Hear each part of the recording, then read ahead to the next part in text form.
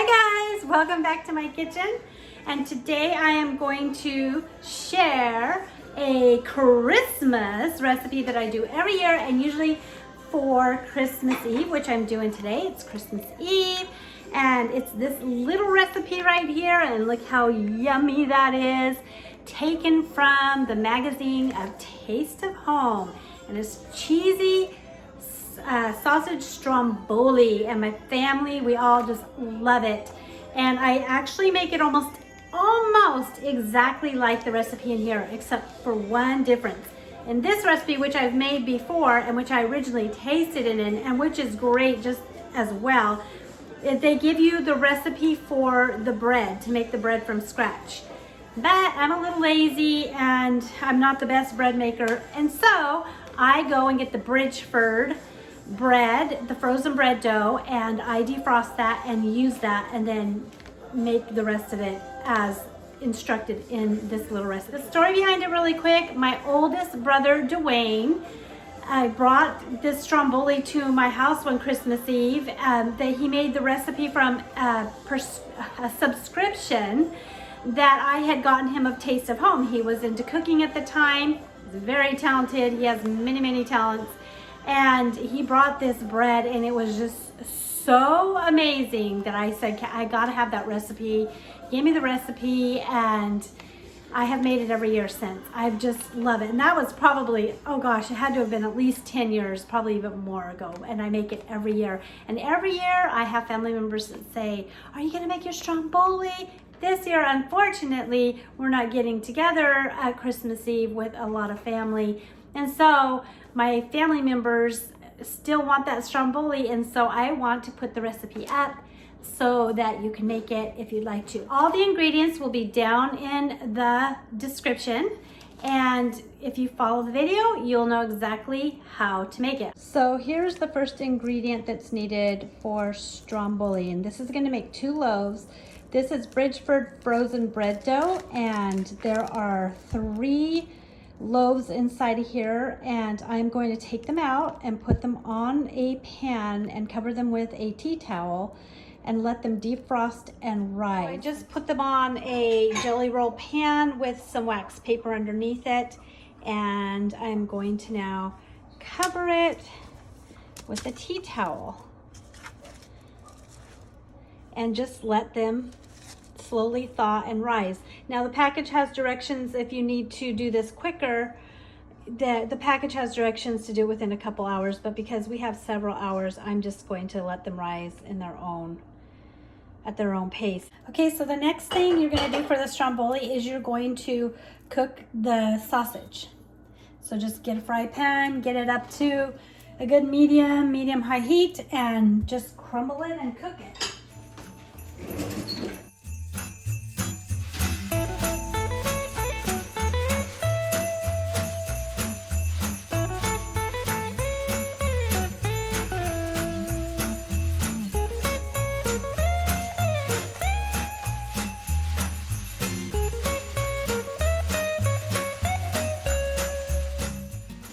Okay, so it's browned. I'm getting the excess oil out of this.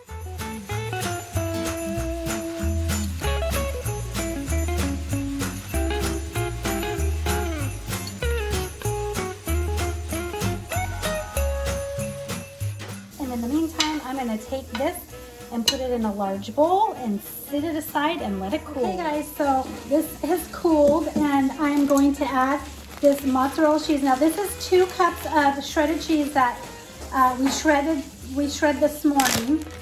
I don't ever use pre-shredded cheese in my baking.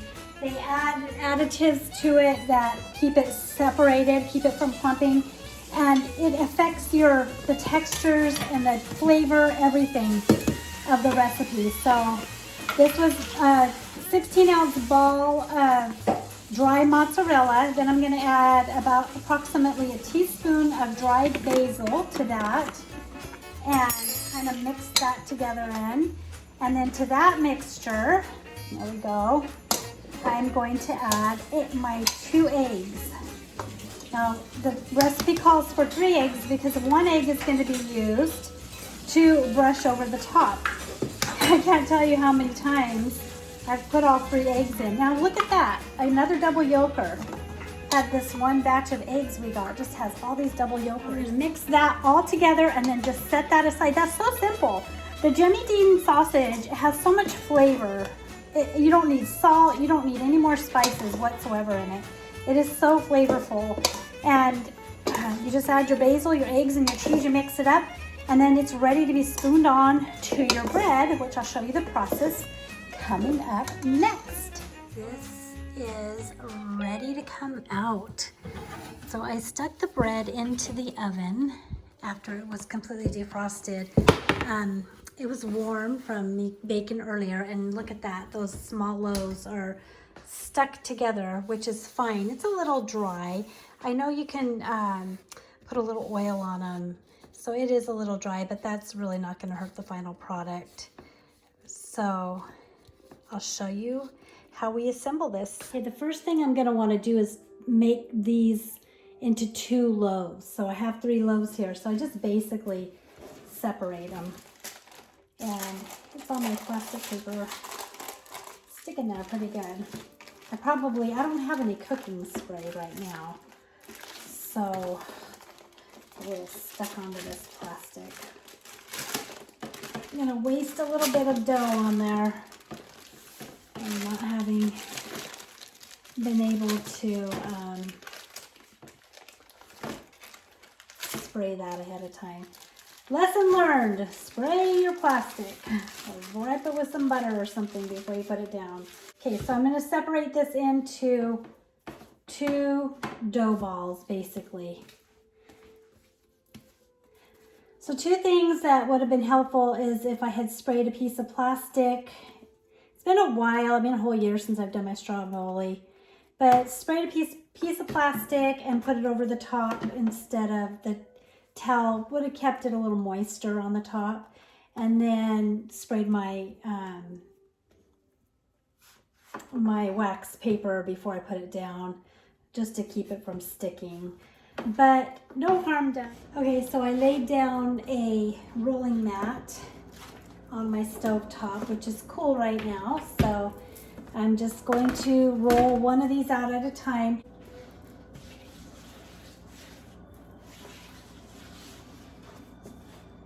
These are really sticky, so I'm gonna put a teeny bit of flour on the top of them, and then I basically want to get a rectangle out of this. Put a little bit under here. Okay.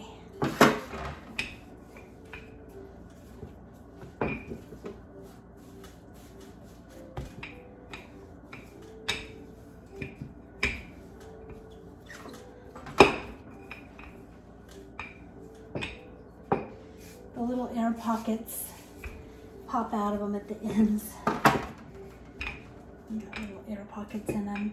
And we need a basic rectangle out of this. Sometimes I'll just get a little bit more flour and flour it a little. I put a little pile over here, so I just grab a little when I need it. Sometimes it's good to just let it sit for a minute once it's been stretched and then go at it again, because it rests where if I keep pulling at it, it's gonna expand and then contract again. So like a rubber band. But if you let it rest for a second, then it'll roll a lot smoother.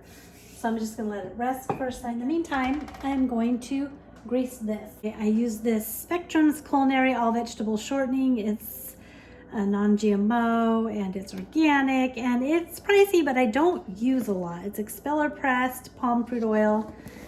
Okay, let me see how this is doing. I see that's just doing a lot better. It's not bouncing back as much. So I'm gonna just let it set for a couple minutes. It didn't need a whole lot of time, just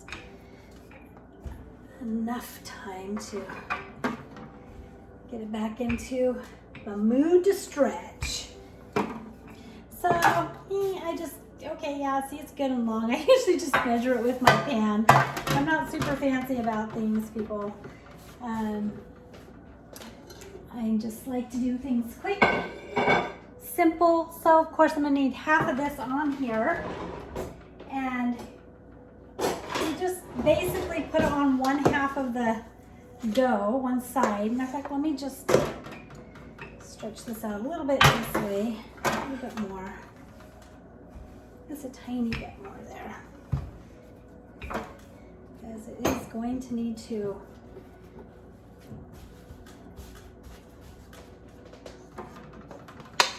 so that's a lot in there in that bowl. There's 2 pounds of sausage, a pound of cheese, there's 3 pounds just alone in that, and then there's 2 eggs, and so there's a lot of yumminess in here. And I just break it in half, just kind of eyeball it myself. That's about half. And then just make sure it's all to one side. Basically, you want to leave one side open. And you want to leave a little bit of space along the edges so that you can seal it when you pull it together. And then I'm just going to grab a little bit of water to dip my fingers in to help seal that. Now, for me, I usually just go back and forth to the sink when I need to dip my and my fingers in. But for the sake of the camera, I'll just put a little bowl of water here. And I'm just pulling it over. I don't know if you can see that. It's like a taco. And just a little bit of, you know, sealing it, put the water on it, acts like a glue. And then just pull it up over the meat, the sausage. And then just seal that. And then what you're gonna wanna do is once you got it good and sealed all the way around, you're gonna wanna put that seal down on the bottom. So you're gonna basically roll it a little bit like this so that the seal is underneath. See, now it looks like a loaf. Beautiful? Is that beautiful or what? I love it. You can see the seal underneath there, and I'm just gonna set that on my pan. And then I'm gonna do my other one and set it on the other side. I'm making a lot of different treats for Christmas, so you know, sometimes I don't worry so much about perfection as I do about putting love and having fun. You know, I believe that the extra and extraordinary, the difference between, you know, something that's ordinary and something that's extraordinary is the love, the energy that you put in it.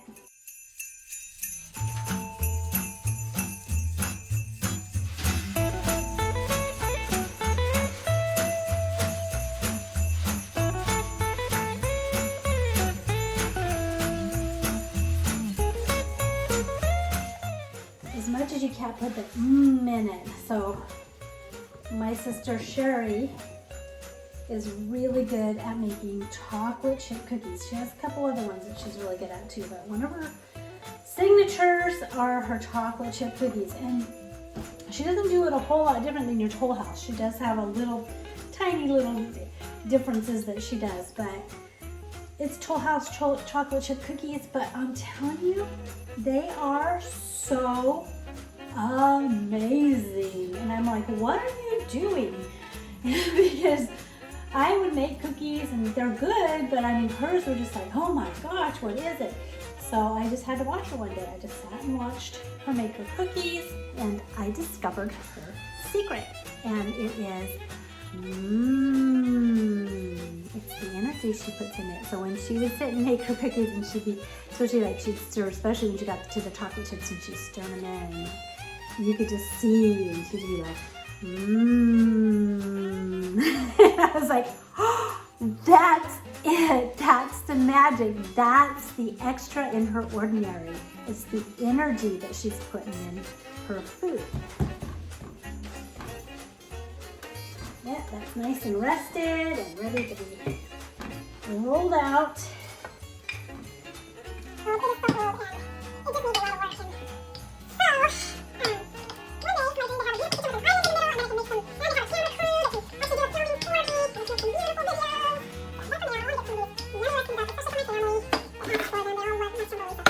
Okay, that's good. That's working. All right, so now it's time to put the rest of this on to the second loaf. Now, we usually take this to a party, and it's a filling, and it's so yummy. We slice it in big slices, and people eat it, and then we usually have a little left over to take home, and it's so good to have for your Christmas morning breakfast. Okay, I think I might have had a little bit more on this one than the other one, but it doesn't matter. No matters, it'll still work just fine. And I mean, you just can pop it in the microwave, or you can put it in the oven, toast it, and it is the best breakfast, Christmas morning breakfast. You don't have to get up and make a whole nother meal. I'm already, you know, making a Christmas dinner. So I'm not into like, I want to make breakfast and then I want to, you know, have cocoa and, you know, I like to pick one or two things that would be a lot of fun and special.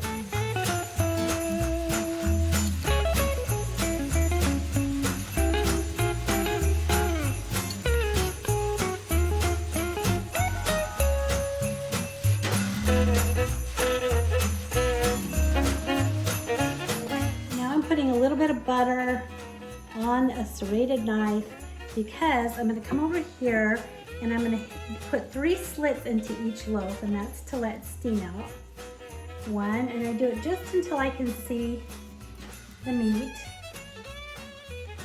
Just gently, there we go. And just do diagonal split on each of those. And then I'm going to baste it with a little egg wash, and then sprinkle it with a little Parmesan and let it rise again. If you beat an egg long enough, it kind of breaks up that long, you know, where it sticks together. It makes it more liquidy.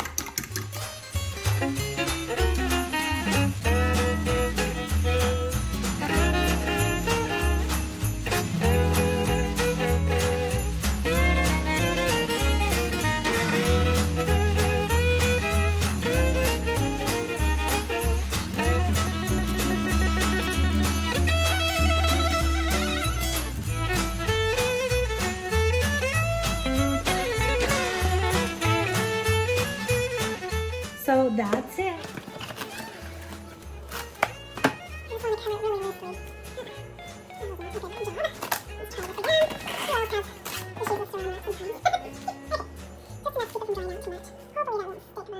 I'm in here to check on these and make sure it wasn't sticking, and it was starting to stick a little, so I just loosened it up. I don't know if you can see that where it's sticking, but these are just about ready to go in. Look how nice and full they are. Compared when I first put them on, they were, you know, they're ready to start.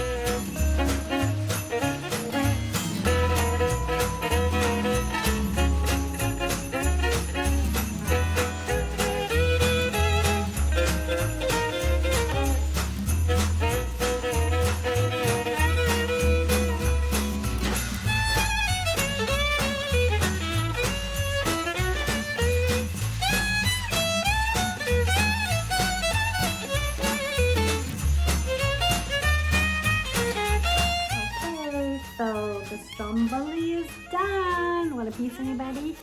Okay. Let me try this. I'm going to pull it in half. You can see the cheese stretch.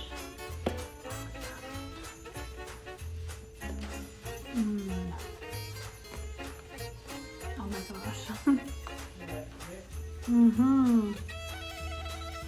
me know what it tastes like. Share with the company.